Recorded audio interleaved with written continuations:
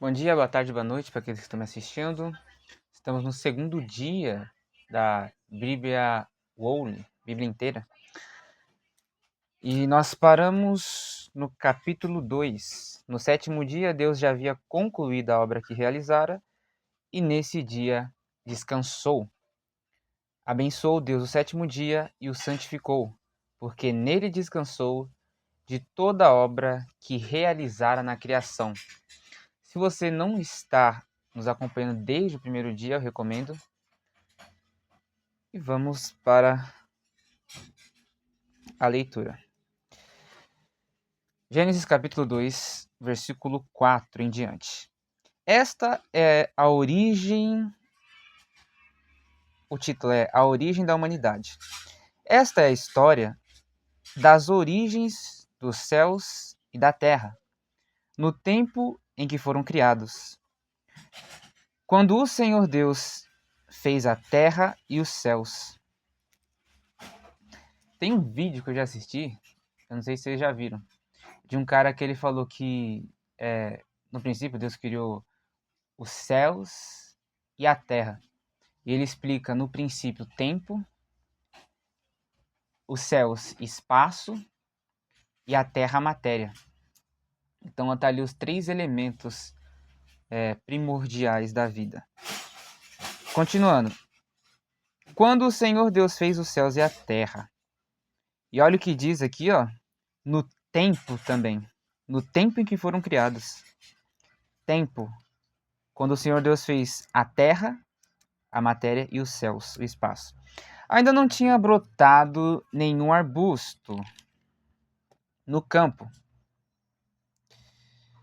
e nenhuma planta havia germinado. Tem um versículo, se não me engano, lá em Mateus, uma parábola, que Jesus ele fala, né, que o reino dos céus é como um senhor que plantou, né, uma vinha em um lugar, preparou o terreno e colocou trabalhadores para cuidar daquela vinha. E é basicamente isso, ó. Nenhuma planta havia germinado, ou seja, a semente estava lá, mas a planta não. Porque o Senhor Deus ainda não tinha feito chover sobre a terra. Se eu não me engano, a primeira vez que chove é no dilúvio, se eu não me engano. E também não havia homem para cultivar o solo. Todavia brotava a água da terra e irrigava toda a superfície do solo. Então saía água da terra. Então o Senhor Deus formou o homem do pó da terra e soprou em suas narinas o fôlego de vida. E o homem se tornou um ser vivente. Ora, o Senhor Deus tinha plantado um jardim no Éden, para os lados do leste. E ali colocou o homem que formara. Olha que interessante. Aqui está falando que Deus ele plantou o jardim do Éden. E colocou o homem ali. Então, o Senhor Deus fez nascer do solo todo tipo de árvores, agradáveis aos olhos e boas para alimento. Como a gente já viu no primeiro dia, Deus fez nascer do solo. A própria terra criou, produziu essas árvores. E no meio do jardim estava a árvore da vida e a árvore do conhecimento do bem e do mal.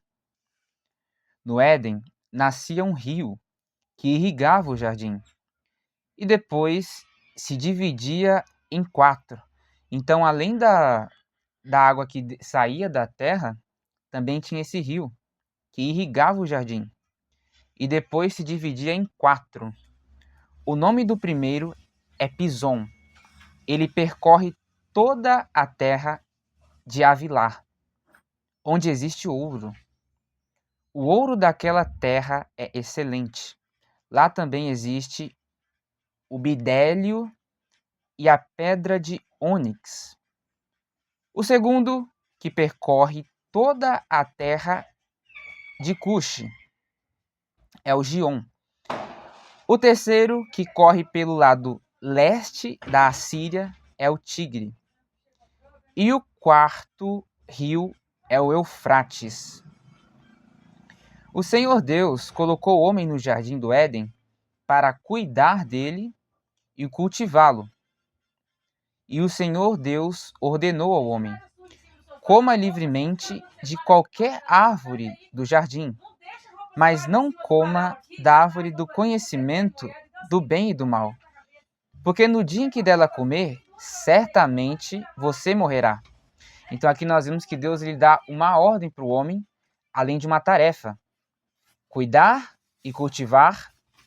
E ele deixou explicitamente aqui: coma livremente de qualquer árvore do jardim, mas não coma. Olha que interessante, Deus, ao mesmo tempo que ele apresenta as possibilidades, ele também define limites para o homem. Você pode comer livremente de qualquer árvore, ou seja, ele está apresentando as possibilidades que o homem tem. Ó, você pode fazer isso, mas não coma da árvore do conhecimento do bem e do mal. Ou seja, o limite é esse. Porque no dia em que dela comer, certamente você morrerá. Por que Deus está limitando o homem nisso? Porque ele sabe que aquilo vai causar algo ruim para ele. Ele vai morrer. Ó, eu não quero que você morra, então não coma. Então o Senhor Deus declarou: não é bom que o homem esteja só. Isso aqui é importante porque o ser humano é um ser sociável. Realmente, não é bom que nós estejamos sozinhos.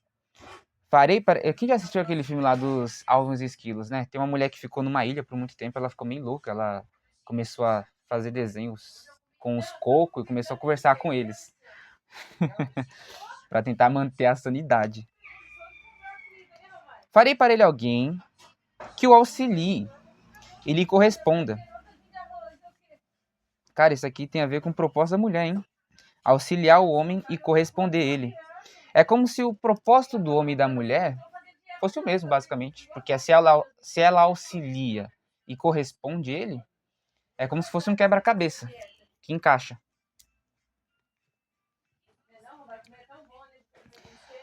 Ambos são inteiros. Ambos são uma peça. Agora, juntos, eles são como engrenagens, né? Que se auxiliam, se correspondem. Depois que formou... Tem aquela história... Gente, aquela história... Não sei se vocês já viram aquela história de uns gigantes, que antigamente, eu acho que foi... Não me lembro se foi na Grécia, que alguém contou que surgiu aquela história de cara metade, de alma gêmea, que era o seguinte, que tinha aquela ideia de que as pessoas antigamente eram gigantes. E se eu não me engano apareceu um deus que dividiu o homem no meio. Ele tinha 4 braços, 4 pernas, ele dividiu o homem e separou essa parte, tipo homem, mulher, para um lado e para o outro. E as pessoas vivem em busca dessa cara metade, essa outra parte, né? Mas aqui nós vemos que Deus, ele cria o homem inteiro.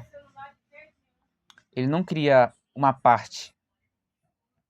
Depois que formou da terra todos os animais do campo e todas as aves do céu, isso aqui é importante, porque no primeiro dia foi falado aqui, ó.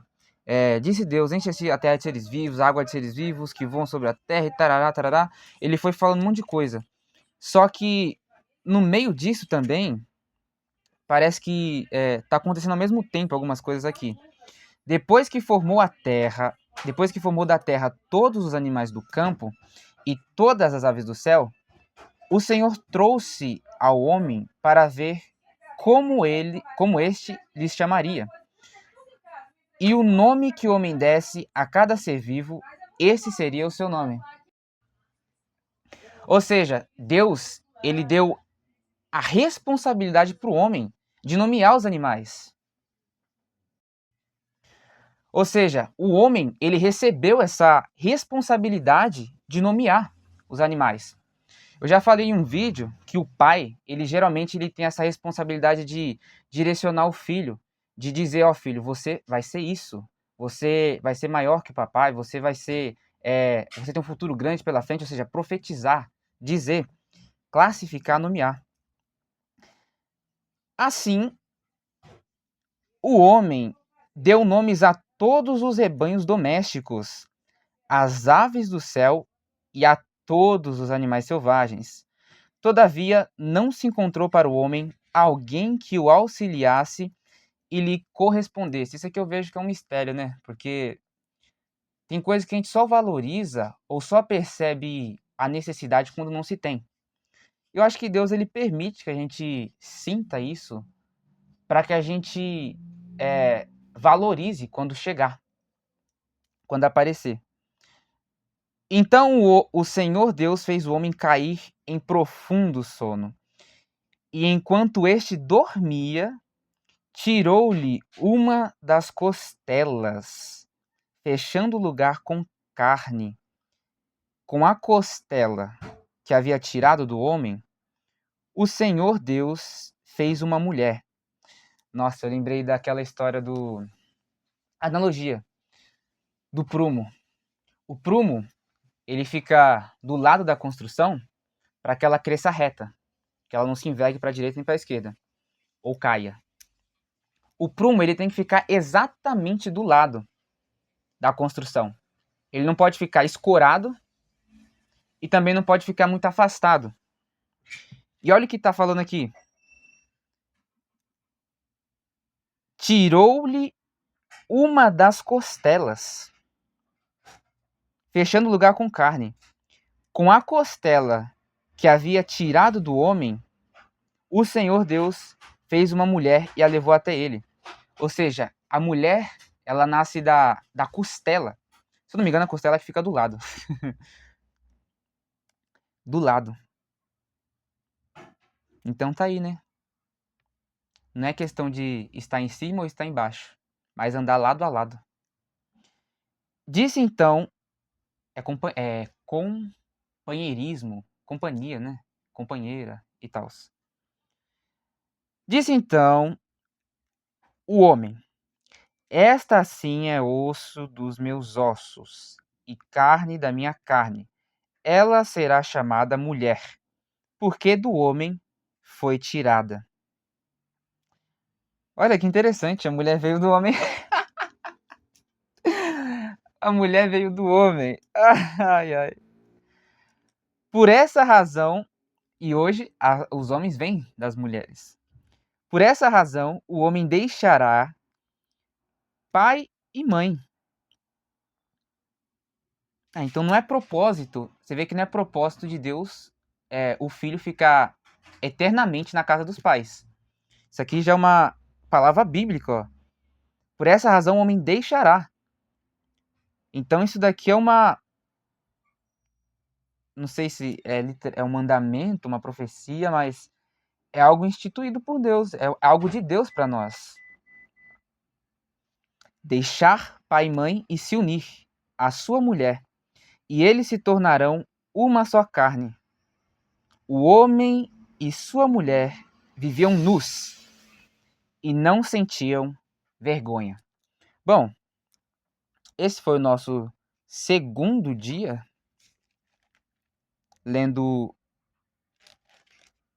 o segundo capítulo de Gênesis. Eu achei interessante. E eles se tornarão uma só carne. Bom, esse foi o vídeo, espero que tenham gostado. Deixe seu like, comenta e compartilha. Se você tiver alguma coisa teológica que você acha interessante, que você queira compartilhar, pode escrever aí que eu vou estar lendo, hein? Vou estar deixando o like e comentando. Deixa o like, comenta e compartilha. Até o próximo vídeo.